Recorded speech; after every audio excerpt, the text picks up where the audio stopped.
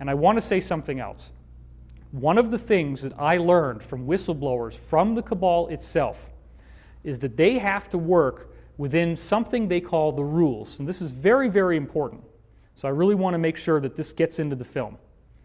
The rules are a body of spiritual principles that they must follow in order to be allowed to exist. Now, what do I mean by allowed to exist? I mean that they are aware that there are benevolent forces that will prevent them from achieving their goals unless we give them permission to enslave us. Now think about that. Well, I didn't give them permission.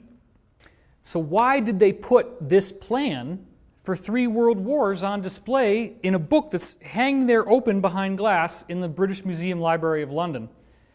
And those 3 world wars that they're outlining are exactly World War I, World War II, and the war on terrorism.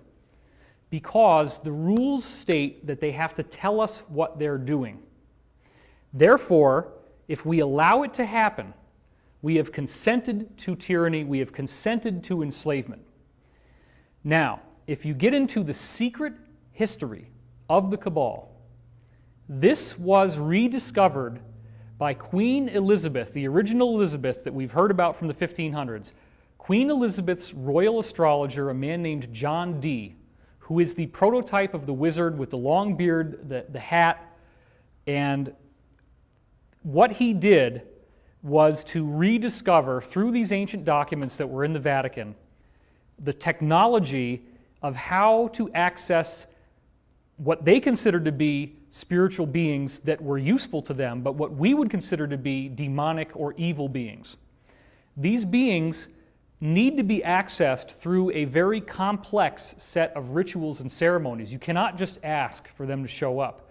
You have to follow very elaborate and specific protocols. If you follow those protocols, it's like having an IP address, which is what we use to go online in order to notate a website. Every website has its own IP address. These spiritual beings, such as Baal and Moloch, which they still do ceremonies for today, such as in Bohemian Grove, there is a giant effigy, stone effigy of an owl. That's the god Moloch.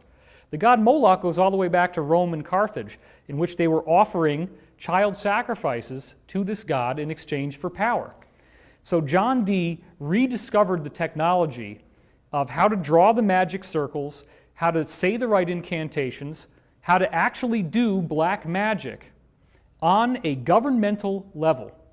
This is what people are going to have so much trouble with once disclosure happens, is that these people actually practice black magic, and they are very, very good at it.